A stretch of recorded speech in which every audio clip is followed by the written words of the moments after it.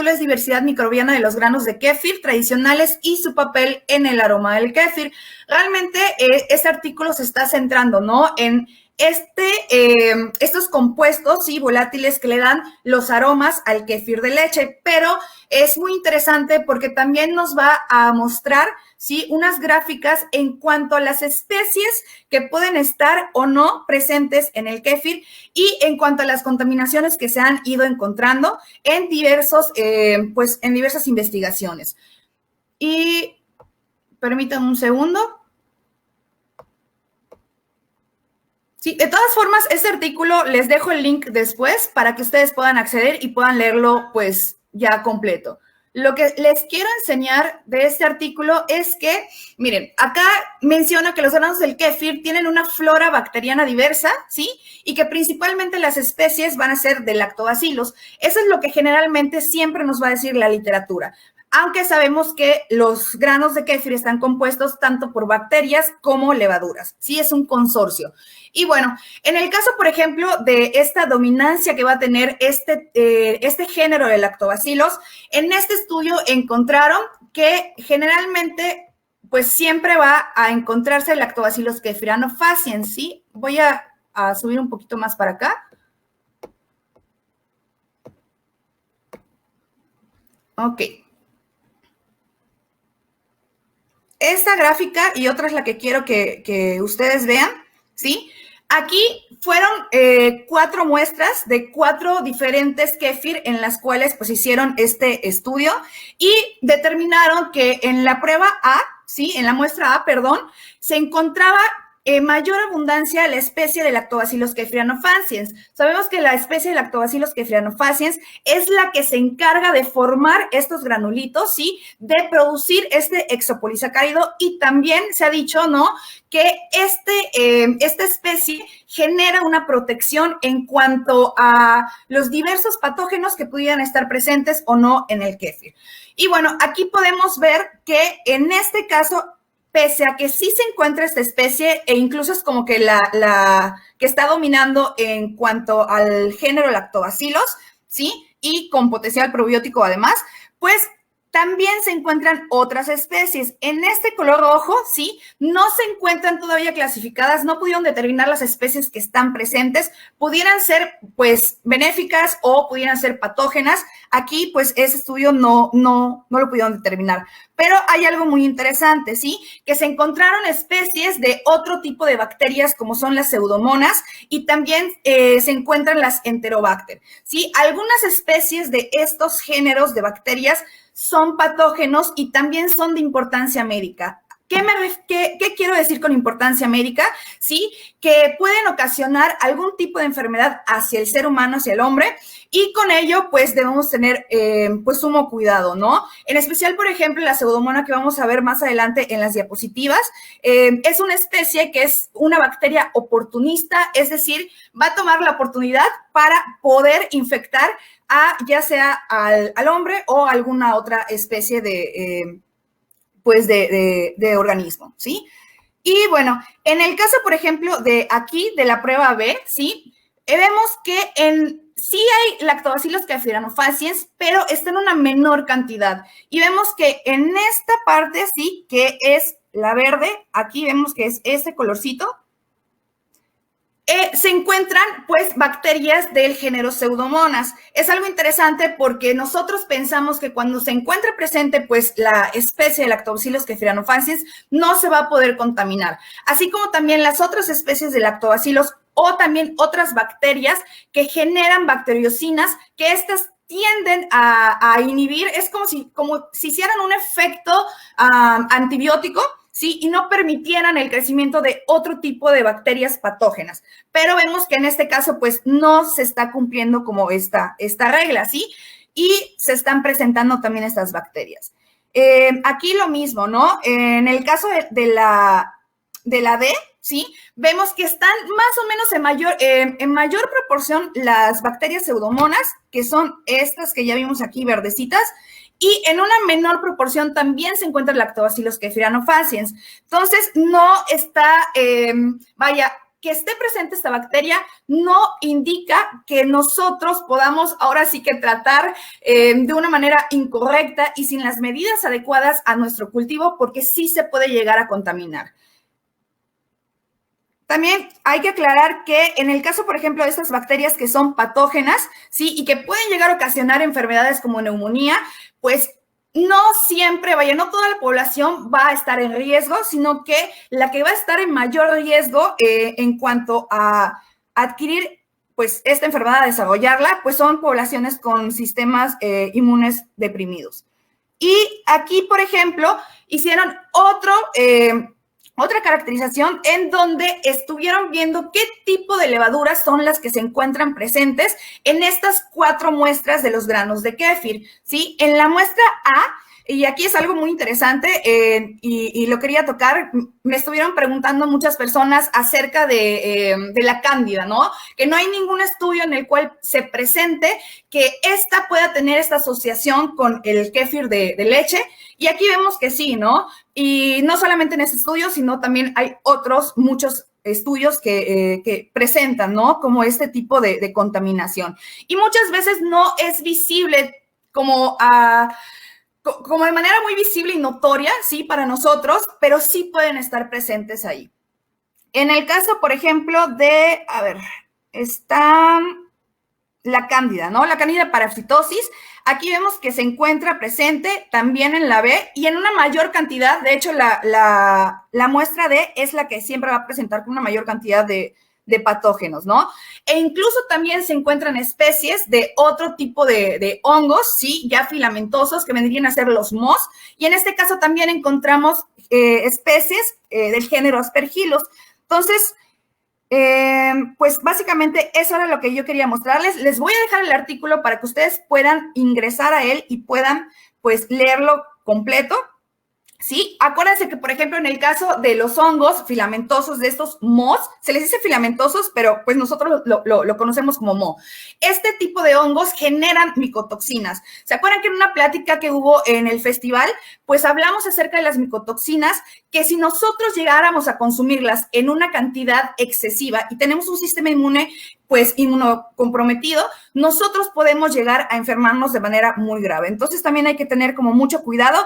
Al final, los autores mencionan que este tipo de contaminaciones pues se debe muy probablemente a los malos manejos que se dan al momento de elaborar el kéfir, ¿sí? Y ahora les voy a mostrar, ¿sí? Permítanme un segundo, les voy a poner las diapositivas.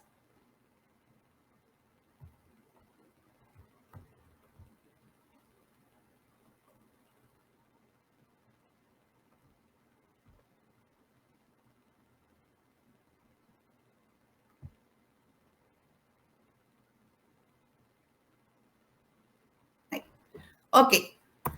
Bueno, en este caso es un regalo que yo quería darles a ustedes, sí, porque he notado en los grupos que de repente sí se está como sugiriendo, ¿no? Este tipo de esterilización, pero se está como que ahí medio trastornando la información. Entonces, para que tengan la información correcta, sí, aquí pues vamos a hablar acerca de los tipos de contaminación que pudieran presentarse y también ¿qué podríamos nosotros hacer para evitarla? A veces sí va a ser un poco tedioso realizar o aplicar este tipo de técnicas, pero debemos de recordar siempre que al final de cuentas estamos consumiendo este producto. Y no solamente nosotros, sino también nuestra familia y también las personas con las cuales lo compartimos o para las personas que se dedican a la venta de la leche kefirada o de la kombucha, ¿sí? Pues también podríamos poner en riesgo su salud. Antes de entrar, ¿sí? A este tema acerca de cómo nosotros debemos esterilizar o podríamos esterilizar de una forma en la cual evitáramos que se presenten, ya sean, pues, estructuras de hongos o de otras bacterias y poder eliminarlas, pues, ya por completo, vamos a hablar un poco acerca de los hongos, ¿sí? En este caso, les puse como 2 ejemplos, ¿sí? De las divisiones más grandes que existen en el reino de los hongos, ¿sí? Está primero la división Ascomycota, que realmente es la que nosotros vamos vamos a interesarnos. Aquí se encuentran las levaduras, ¿sí? También los hongos filamentosos, que como ya vimos hace un momento, son los mohs, ¿sí? Estos famosos como contaminaciones donde le salen los pelitos, donde se ve como algodonoso. Y también se encuentran, en el caso de las levaduras, se encuentran pues levaduras que van a fermentar a nuestro favor, como son las especies de Saccharomyces, e incluso también hay especies de Cándida que pueden fermentar de una manera que no nos van a afectar, ¿sí? Es decir, no son patógenas, son, digamos que, levaduras buenas y no tienen ningún riesgo hacia la salud, pero también hay otras especies que sí pueden generar, pues, un potencial riesgo. En estas imágenes yo les puse como unos ejemplos que, por ejemplo, aquí es un crecimiento que vemos acerca de la especie de la Cándida, ¿sí? Aquí, por ejemplo, es una imagen medio borrosa porque no he encontrado otra, una disculpa, pero es lo que la tan famosa, levadura CAM, que yo pienso que casi todos hemos escuchado sobre ella, ¿sí? La levadura CAM realmente no hay un registro como tal de esta levadura en cuanto a la literatura, ¿sí? Pero, vaya, hay diferentes tipos de levaduras o de consorcios también, ¿sí? De poblaciones ahí de bacterias, levaduras o muchas especies diferentes de levaduras que forman como una comunidad, ¿sí? Imagínenselo como una comunidad y pueden llegar a formar como este tipo de biofilm, ¿sí? Realmente la levadura CAM, si bien podría no ser patógena, podría no afectar a nuestra salud, también podría llegar a serlo, ya que en este tipo de biofilm que se llega a formar, pueden adherirse otro tipo de especies que sí podían tener un riesgo hacia la salud, ¿sí? Aquí, por ejemplo, les puse también la división Basidiomycota, que es de otros hongos. Esto para enseñarles la diferencia, ¿no? Porque generalmente escuchamos como que los hongos, no sé, pensamos en hongos y pensamos en setas. Realmente eso no es el hongo verdadero, sino que es como el cuerpo fructífero. Y lo que realmente es el hongo, pues vendría a ser esta parte que vemos aquí, esas ramificaciones, y esto es el micelio, ¿sí? Esto que es el micelio, de hecho, esta imagen que está acá es de un hongo de esta división Basidiomycota, ¿sí? En donde vemos esta formación de hifas, que ahorita vamos a ver qué son las hifas, que son estructuras de los hongos, y pues se parecen mucho, ¿no? Al final de cuentas se parecen mucho y podríamos llegar ahí como que a confundirlos. Incluso yo con mis alumnos en una ocasión, a ver si les puedo subir la foto en el grupo de Facebook, me enviaron una foto de una contaminación que no era un hongo de esta división, sino que era de Basidiomycota, y es algo muy interesante, muy extraño, porque no deberían de crecer ahí, ¿no? Pero pues los hongos crecen donde quieran, realmente. Y bueno, ¿por qué nosotros deberíamos desechar completamente todo el cultivo cuando se llega a contaminar? Ya sea con algún puntito, ¿sí? Ya sea con, por más pequeño que sea, ¿sí? No debemos ni lavarlo, no debemos ni retirar, ¿sí? Porque hay estructuras microscópicas. ¿Qué quiero decir con esto? Que nosotros no podemos ver con nuestros ojos. Necesitaríamos de un microscopio para hacer como un super zoom y poder ver este tipo de estructuras, ¿sí? Perdón. Entonces, cuando nosotros hablamos de esas estructuras, de hifas, de esporas, que hemos escuchado hablar como mucho de ellas, ¿a qué nos referimos? ¿Sí? Aquí les puse unas imágenes en donde estas partes que ustedes ven como ramitas, que era lo que estábamos viendo en esta parte y también acá, sí que cuando se juntan todas, forman como esta red. Estas son las hifas. Las hifas pueden llegar, sí, son una parte reproductora de los hongos y pueden llegar a formar este tipo de estructuras, que es lo que nosotros podemos ver. Pero en estas estructuras no solamente hay una hifa o dos hifas o 10 hifas, ¿sí? Hay miles de hifas en un solo punto, y además de esas hifas también hay otras estructuras reproductoras en las cuales pueden resistir temperaturas elevadas, pueden resistir pHs muy bajos, que nosotros muchas veces pensamos que porque la kombucha tiene un pH de 3 no se va a llegar a contaminar, pero eso es mentira, se puede llegar a contaminar porque los hongos pueden entrar en un estado de latencia, es decir, como si fuera de sueño, ¿sí? Y esperan a que las condiciones sean adecuadas para poder ahora sí reproducirse y pues contaminar, ¿no? Y son muy, muy, muy, muy, muy adaptables.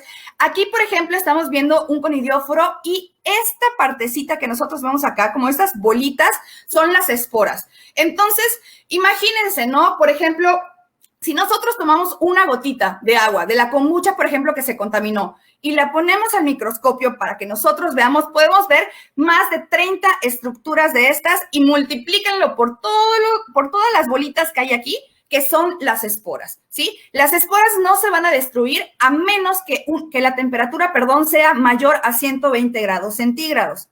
Que eso más adelante vamos a ver cómo lograr, ¿no? Cómo llegar a esa temperatura. Y bueno, entre otro tipo de contaminaciones que pueden haber en nuestro kéfir, en la kombucha, sí, pero aquí ya vimos que en el estudio anterior, pues se encuentra, ¿no? En el caso del kéfir. Este tipo de bacteria, ahora olvídense de los hongos, vamos a hablar de bacterias, son oportunistas, ¿sí? Van a tomar la oportunidad, no van a desaprovecharla y van a crecer en el medio porque no requieren de muchos nutrientes, ¿sí? Son como muy básicos estas bacterias, esta especie es muy básica y no requiere tantos nutrientes, entonces va a crecer muy rápidamente y además esta bacteria puede llegar a acidificar incluso en medio y puede soportar pHs un poquito pues más bajos que lo que generalmente una bacteria pues patógena no puede llegar a tolerar. Son aerobios obligados. ¿Qué quiero decir con esto? Que ellos requieren del oxígeno para que puedan hacer pues todas sus funciones. En este caso lo que hacen al hacer este tipo de respiración es una oxidación. Muchas veces el kéfir nosotros pensamos que debe de ir con una telita y eso es un grave error. ¿Por qué? Porque le estamos dando la oportunidad a esta bacteria que necesita del oxígeno para que ella pueda ingresar, porque además pues va a oxidar lo que vendría a ser la galactosa que está presente en el kéfir, porque pues lo estamos haciendo con la leche. Sí, recuerden que la lactosa se va a dividir en galactosa y también en la glucosa. Entonces va a estar presente y no la va a fermentar. Y también tiene como la habilidad de fermentar como otros carbohidratos, pero en este caso no es que la vaya a fermentar, pero sí la va a oxidar. ¿Qué quiero decir con oxidación? Lo que sucede, imagínense que la kombucha, ¿no? La kombucha sabemos que nos produce alcohol y ese alcohol nos los va a producir las levaduras, pero cuando entran las bacterias acéticas que también consumen otro tipo de azúcares, la principal como meta de estas bacterias es oxidar el alcohol, ¿sí? Y va a transformarlo y nos va a dar, ahora sí que, bueno, no a nosotros, bueno, sí lo vamos a tomar, pero nos va a dar lo que vendría a ser el ácido acético. Es lo mismo más o menos que va a suceder, por eso tiende también a acidificar el medio, no va a generar CO2, es decir, no va a generar gas. Que nuestro kéfir tenga gas no es malo, al contrario, vaya, es un buen indicador de que está fermentando, porque las bacterias que se encuentran en el kéfir de leche, sí, tienden a hacer ese tipo de fermentación. Entonces, bueno, la temperatura en la cual puede llegar a crecer este tipo de bacteria, esta especie, sí va a estar en un rango entre 4 y 43 grados centígrados. Es decir, puede crecer en todo este rango de temperatura, pero va a tener una temperatura óptima. Es decir, en la cual se va a desarrollar de manera placentera, ahí se va a desarrollar contenta, feliz, y va a contaminar pues nuestro kéfir o algún otro tipo de fermento. Y la óptima pues vendría a ser la de 37 grados. Y bueno, como les comenté, puede ocasionar neumonía y generalmente va a ser, pues, dirigido hacia pacientes inmunocomprometidos. En el caso, por ejemplo, de las esporas, sí, una disculpa, debió haber estado antes esta diapositiva. Las esporas, como les comentaba, son un tipo de estructura que resisten bastante tanto pHs, tanto temperaturas y no se van a destruir, no se van a degradar y tenemos que aplicar otras técnicas diferentes a ponerle alcohol, por ejemplo, cuando estamos esterilizando, no sé, calentar nuestros frascos únicamente ahí, sumergirlo en la olla con agua hirviendo ese tipo de técnicas no van a lograr destruir las esporas y por lo tanto tenemos que aplicar otras técnicas. Tampoco el hecho de que nosotros agreguemos vinagre va a hacer que este tipo de estructuras se destruyan, si bien van a hacerlas como incomodar, ¿sí? Las van a incomodar y no se van a desarrollar, no van a desaparecer realmente, ¿sí? ¿Y cómo es que este tipo de estructuras llega a desarrollarse? Sí, pues ese tipo de estructuras llega a desarrollarse en ambientes con una humedad, muy elevada, y sabemos que todos los fermentos que nosotros estamos realizando, pues tienen un alto grado de humedad, ¿sí? Y bueno, aquí es un dato curioso porque les puse que crece generalmente en ambientes anaerobios, sí, aerobios, es decir, cuando hay presencia de oxígeno, y los ambientes anaerobios, cuando no hay presencia de oxígeno, va a evitar que estas esporas puedan, pues, proliferar, ¿no? Esto realmente no aplica aquí en biología, pues siempre decimos como depende de la especie, ¿sí? Y es como muy, muy cierto, ¿no? Porque toda especie va a tener un tipo va a tener características, diferentes. Otro tipo de contaminantes frecuentes que nosotros podemos llegar a encontrar tanto en el kéfir, kombucha, en el caso, por ejemplo, del chucrut, ¿sí? Pues son nuevamente los hongos filamentosos. ¿Qué especies? Pues podemos encontrar especies del género Penicillium y también Aspergillus, que yo creo que estos ya todos ya estamos ahí como familiarizados. Y esto es muy importante y es muy interesante porque muchas veces pensamos, ¿no? ¿Cómo puedo yo saber que mi cultivo está contaminado? Y muchas veces decimos, no, pues si es verde o es negro o es amarillo o es blanco y tiene ahí como pelitos o parece algodón, se contaminó, ¿no? Tiene moho y hay que tirarlo. Y sí, están en lo correcto, pero no solamente este tipo de microorganismos va a llegar a contaminar nuestro cultivo, ¿sí? Sino que también hay otro tipo de bacterias, hay levaduras que también pueden llegar a contaminar y no van a ser siempre visibles para nuestros ojos. Por ello, es muy importante que nosotros llevemos buenas prácticas, ¿sí?, de higiene al momento de estar realizando este tipo de fermentos y poder evitar esas contaminaciones. En el caso, por ejemplo, de las bacterias, la estructura que van a tener, vaya como la forma, la consistencia, es muy similar. Imagínense la consistencia como el SCOBY de kombucha, ¿sí? Que es así como que medio gelatinoso. Ese tipo de estructura va a tener. Por eso es que nosotros, por ejemplo, cuando vemos el SCOBY de kombucha y lo vemos ahí como gelatinoso, ¿sí? Es porque tanto levaduras como bacterias, ¿sí?, de esas bacterias acéticas que están presentes, son las que lo conforman. Entonces, es muy lógico que también este tipo de contaminaciones vayan a tener como ese tipo de estructura, de físico, ¿sí? En el caso, por ejemplo, de las levaduras, en específico de la cándida, esta puede presentarse de dos formas. Es como muy versátil, ¿sí? Puede presentarse tanto en esta forma levaduriforme como una consistencia, digamos, igual un poquito gelatinosa, ¿sí? Pero también puede llegar a presentarse incluso como se presentan este tipo de hongos filamentosos. Eso va a depender como de la etapa en la que esté, pero pues se puede presentar de las dos maneras. Ahora, ¿qué otro tipo de contaminaciones podemos llegar a encontrar y saber si son patógenas o no son patógenas, nos pueden hacer daño o no y cómo evitarlo? Pues también se encuentra la mosca de la fruta, ¿sí?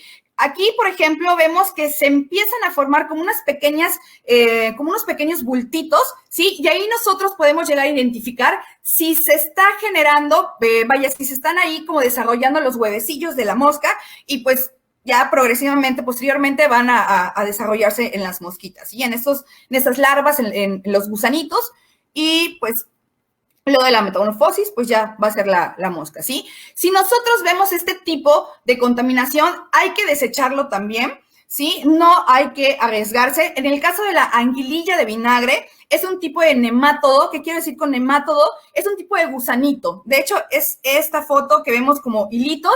Es muy, muy, muy pequeñito y tiende a dejar turbio, pues, los fermentos que pueden producir vinagre, como es la kombucha, pues, como son los vinagres. También en el caso del kéfir de agua, que haya como un mal cuidado de este y tienda a producir más ácido acético en lugar de ácido láctico, también puede presentarse. Y aquí lo único que va a hacer es poner turbia el agua. No es patógeno, no nos va a afectar, no nos va a enfermar, pero pues sí va a ser como desagradable a la vista, ¿sí? En el caso, por ejemplo, de esta foto, es el moho, ¿sí? Es la contaminación también de levaduras que se puede presentar en la segunda fermentación. En la segunda fermentación, generalmente nosotros decimos, voy a ir a cortar la fruta y se la voy a agregar y listo, y ni la lavo y ni la desinfecto ni nada.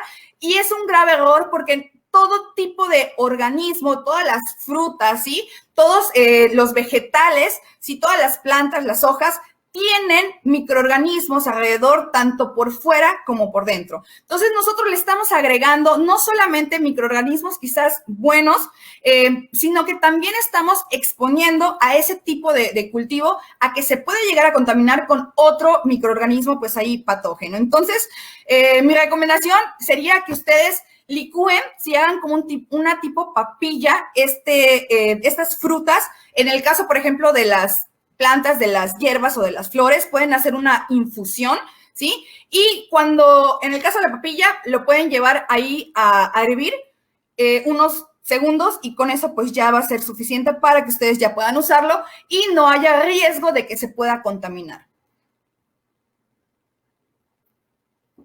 También podemos llegar a encontrar, sí, estas dichosas flores de vino, que son como, están muy familiarizadas con lo que vendría a ser esta levadura CAM.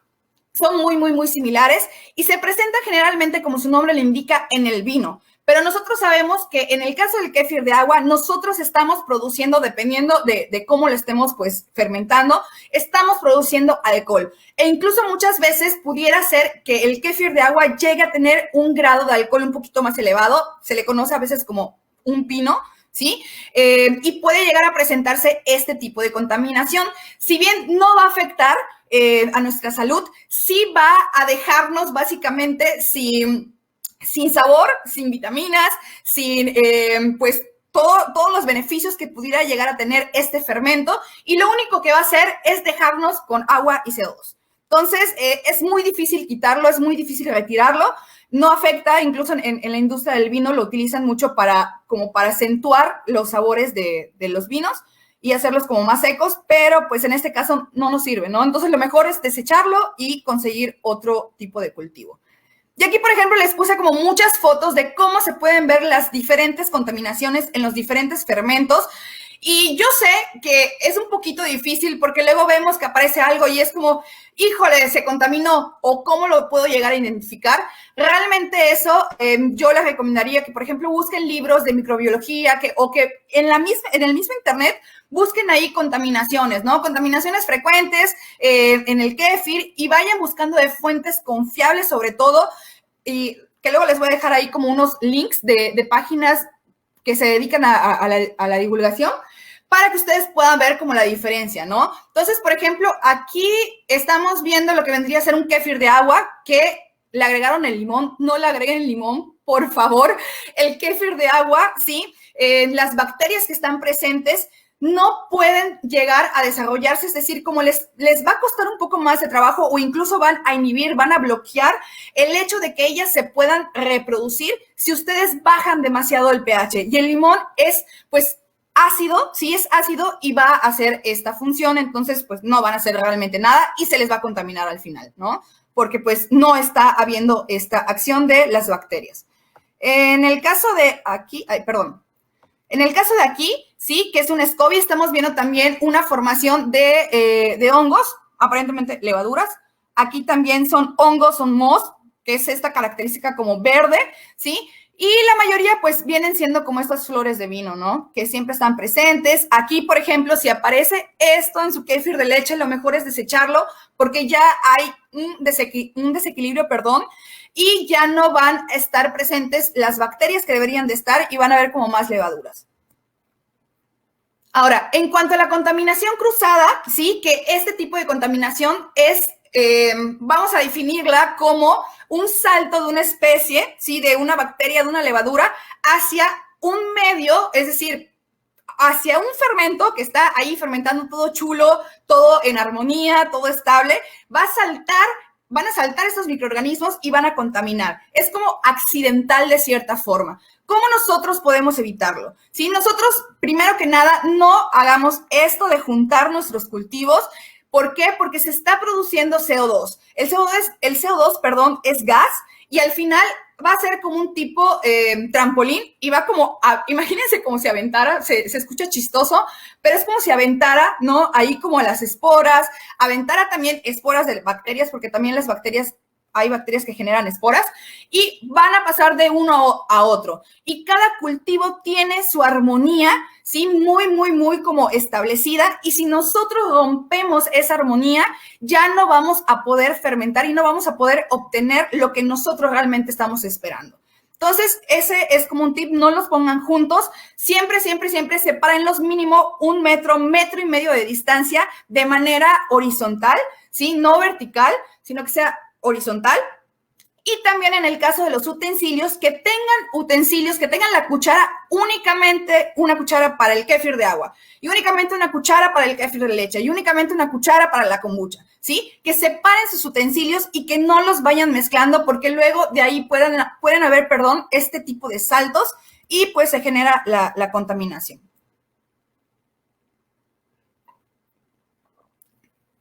Ok, ahora sí, yo creo que es como lo que están esperando. En el caso, por ejemplo, de la esterilización de materiales, ¿sí? ¿Por qué es tan importante esterilizar los materiales? No sanitizar, no limpiar, esterilizar los materiales, porque al final de cuentas estamos trabajando con microorganismos, con seres vivos, ¿sí? Y debemos tener sumo cuidado porque el medio, es decir, el alimento que nosotros le estamos otorgando, no es específico para ellos, sino que siempre van a haber competencias de otros microorganismos que al final quieren también cumplir su ciclo de vida. Entonces, este tipo de esterilización va a permitir que haya una destrucción completa de todo tipo de microorganismo que pueda encontrarse y pueda generar una contaminación. Y no solamente de todo microorganismo, sino también de toda estructura que conforma el microorganismo. ¿Ok? Entonces, nos va a ayudar a evitar la contaminación, sí, principalmente para que podamos fermentar de manera correcta. ¿Qué métodos existen y podríamos decir si uno es mejor que el otro o cuál es el que nos va a garantizar poder fermentar, pues, sin correr estos riesgos? Entre los métodos químicos, voy primero a los químicos, que es como el más usado. Se encuentran los alcoholes, los formoles, el vinagre, el único que funciona es el ácido paracético, que igual se lo pueden usar, pero realmente los otros, lo que vienen siendo los alcoholes, los formoles, no les van a funcionar. Si bien sí pueden llegar a destruir a las bacterias, no van a hacer nada con los hongos y los hongos van a crecer y no les va a importar nada realmente, ¿sí?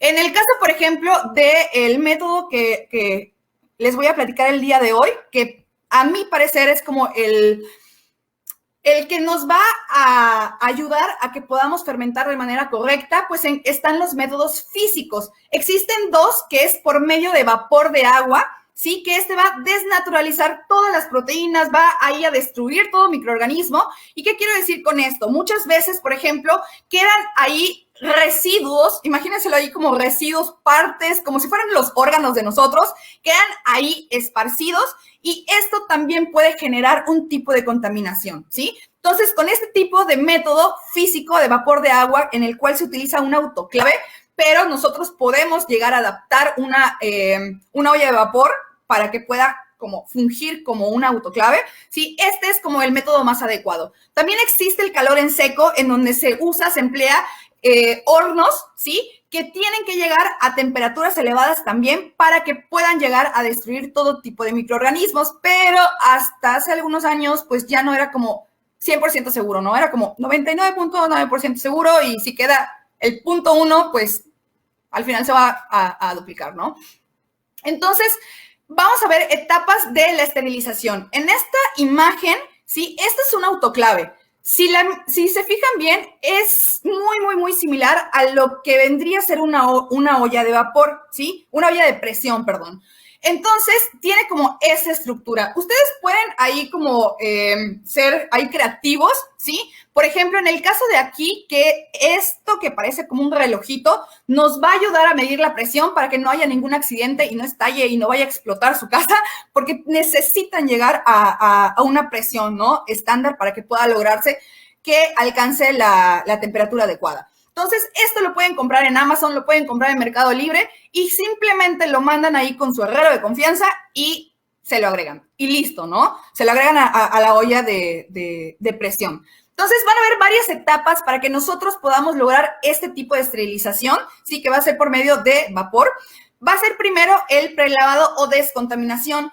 Toda fase es muy importante que se lleve a cabo de manera correcta porque ahora sí que como algún error podía destruir todo el proceso y no nos va a servir de nada. Vamos a gastar únicamente en gas, en agua, tiempo, esfuerzo. Entonces, como sugerencia, que sigan todo como al pie de la letra, ¿no? Primero vamos a hacer el prelavado o descontaminación, que aquí, cuando nosotros desocupemos nuestro frasco, nuestra cuchara, ¿qué será? Nuestro colador, ¿sí? Todo material que nosotros empleemos en el momento en el cual estamos ahí fermentando, pues vamos a proceder a lavarlo inmediatamente que lo estamos desocupando. Esto nos va a facilitar, que nosotros ya después, en esta segunda etapa, ¿sí? Podamos ya nomás volverlo a lavar un poquito y que no queden como pegados restos, ¿sí? Ahí como residuos que pueden perjudicar al proceso de esterilización y que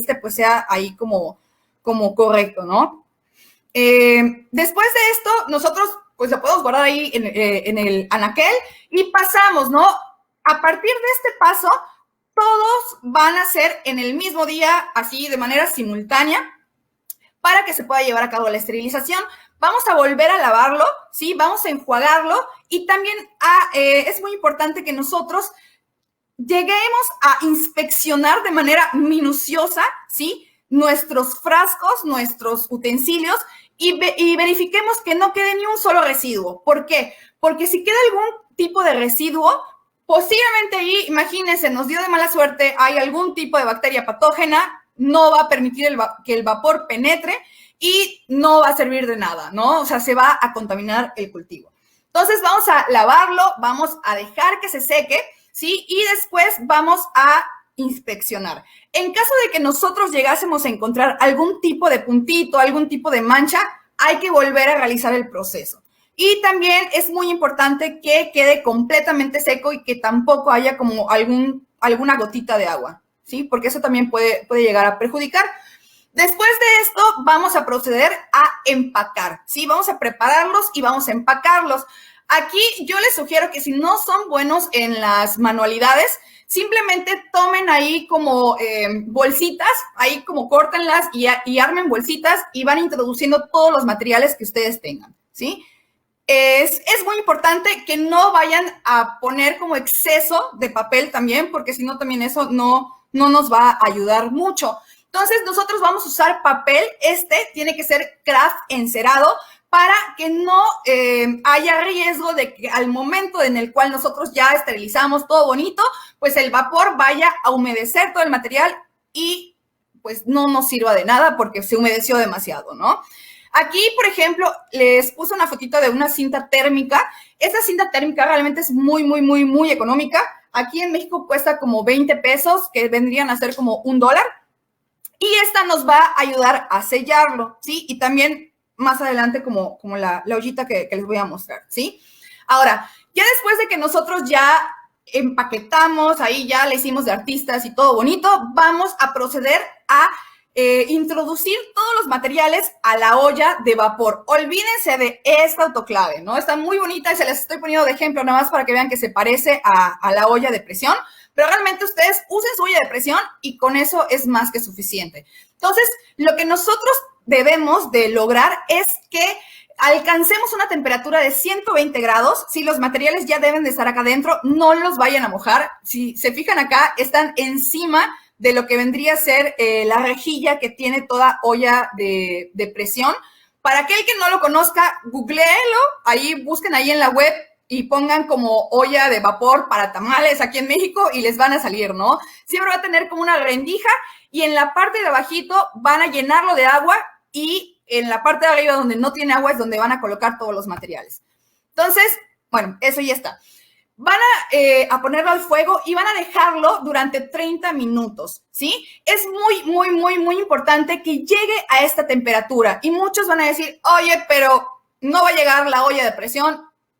Sí, muchas veces no va a llegar, muchas veces no vamos a poder acceder a ponerle esta válvula, pero pues hay cosas maravillosas ahí de la ciencia en la cual uno podemos pues implementar otras cosas, ¿no? Para que pueda llegar a la temperatura ideal y ustedes pueden llegar a esto sin necesidad de la válvula, pero de preferencia sí que sea una de presión. ¿Cómo van a llegar a esta temperatura de manera rápida para que puedan destruir, pues, esa temperatura, todo tipo de estructura de los hongos? Pues van a agregar carbonato de calcio, ¿sí? El carbonato de calcio va a hacer que esta agua pueda lograr esta temperatura, pueda llegar a esa temperatura, ¿sí? Y con ello, pues ya van a poder destruir todo. Y ahora, es muy importante que cuando ustedes terminen de hacer este tipo de esterilización, ¿sí?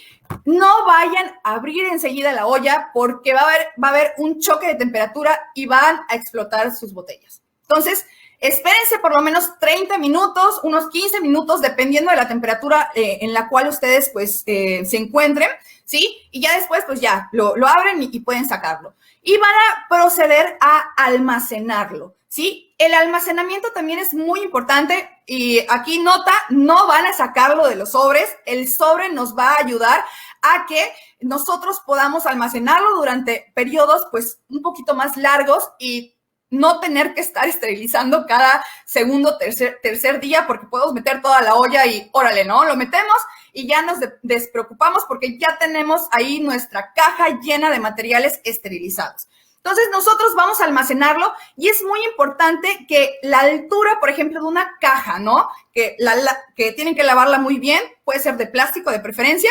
tiene que estar en una altura por lo menos de 30 centímetros y también no debe estar muy pegado hacia la pared. ¿Por qué? Porque tanto la pared como el suelo pues va a haber una concentración, de humedad, lo cual pues puede arruinar todo este proceso de esterilización y pues vamos a llorar porque no va a servir absolutamente de nada, ¿no? Ahora, están en este proceso de práctica, no se desesperen, no nos va a salir como que a la primera, ¿no? Se vale llorar también. Entonces, en este proceso se van a contaminar probablemente algunos tipos de cultivos que ustedes estén realizando, ojalá que no. Y lo que ustedes deben hacer para evitar estas contaminaciones cruzadas o estas recontaminaciones, tienen que seguir un protocolo en el cual deben desechar ese cultivo, ¿sí? Deben desechar ese fermento, ese kéfir, esa kombucha, ese chucrut, ese cabaz que se contaminó y no solamente tirarlo al patio y ya está, ¿no? Hay que desactivar ese contaminante que está presente ahí para que no vaya a contaminar los otros cultivos que nosotros tenemos. ¿Y cómo lo vamos a hacer? De la misma forma que hicimos todo este proceso, ¿sí? Y ya una vez que hagamos todo este proceso, pues ahora sí, ya podemos ahí tirarlo al jardín y ya no sucede nada. Entonces, pues, son todas las diapositivas. Ok. Ok, ese es realmente el proceso, ¿no? Y nomás permítanme un segundo porque hoy sí me dejaron solita, entonces estoy viendo cómo funciona y para ver sus comentarios. Oh, a ver, permítanme un segundo, voy a verlos desde el celular.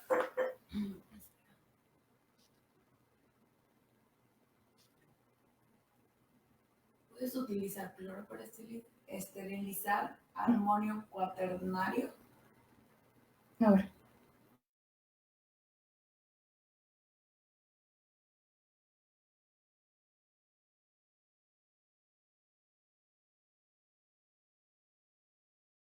Es esta estructura que se va a ir formando, ¿sí? Y pues ya está ahí como contaminado, ¿no? Ya se contaminó el medio. Y Bartolomeo Perva pregunta, dice, ¿puedo utilizar cloro para esterilizar? Realmente el cloro no va a destruir pues a las esporas, ¿no? Entonces, si pueden aplicar este medio sería como que lo ideal. Y el amonio cuaternario, ahí sí te la debo una disculpa, no conozco no lo conozco. Ok, dice, las esporas no. A ver, permíteme. ¿Qué pasaría si tomamos kéfir contaminado? Ok, depende, porque si ustedes, por ejemplo, están sanos y lo toman, probablemente no les haga nada. Pero si ustedes quizá están inmunocomprometidos, están ahí inmunodeprimidos, perdón, y no sé, les dio una gripa, se enfermaron, se deprimieron, lo que sea, puede ser que ahí sí les pueda llegar a enfermar. Puede ser desde una gripa, ¿no? Puede ser desde algún tipo de alergia que les pueda salir ahí en la piel, en el caso, por ejemplo, de algunas bacterias como las Staphylococcus, ¿sí? Streptococcus, perdón. Y puede ser también hasta una neumonía. O sea, se puede complicar muy grave. Entonces, yo les recomiendo que mejor no se arriesguen en caso de que se llegara a contaminar, que lo desechen, ¿sí? Es mejor desecharlo y ahorita, pues afortunadamente, pues muchos estamos cultivando el kéfir, muchos estamos cultivando la kombucha, entonces no creo que sea como muy complicada que ustedes puedan conseguir nuevamente el cultivo, ¿sí? Dice, ¿puedo realizar la esterilización con agua hirviendo? Ok, en el caso de ese tipo de desinfección, ¿sí? No va a lograr llegar a la temperatura, como no hay esta presión, ¿sí? Al momento de estarla hirviendo, no va a dejar que llegue a la temperatura que se necesita para destruir a las esporas.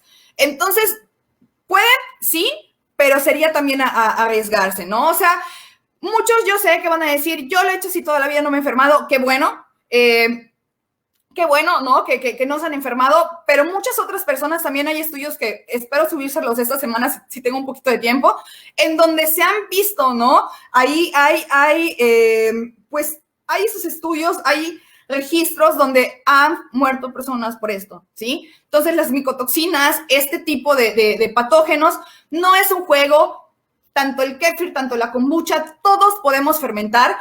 Nuestros ancestros lo hacían, nuestros ancestros no tenían estas técnicas, sí, es verdad, pero en esa época el rango de vida que ellos tenían no era el mismo de ahora, tampoco bueno, no que no existían, sino que tanto las bacterias y los otros microorganismos no habían generado esta resistencia, ¿sí? Y no tenían como esta... ¿cómo decirlo? Como esta característica asesina, ¿no? De poder como enfermarnos. Dice, ¿puedo realizar? Ok, eso ya. Ok. Bueno, pues eso sería todo. Los invito a que, pues si quieren ingresar al grupo de Fermenlab, sí, está como Fermentistas Fermentando Conciencia, pues ahí voy a estar respondiendo pues las dudas que puedan tener. Y pues también el viernes iniciamos un curso en donde ya se van a explicar pues otro tipo de parámetros, sí, para cada cultivo en específico, y pues todo tiene ahí como pues conciencia, ¿no? Que es la frase aquí de Ferment que usamos desde hace más de año y medio, ¿no? Entonces, están invitados y pues espero poder seguir haciendo como estas transmisiones, dependiendo ahí como las dudas que vayan surgiendo, que yo vaya viendo, para poder irlas aclarando. Entonces, que tengan una muy bonita noche y una disculpa por el retraso. Hasta luego.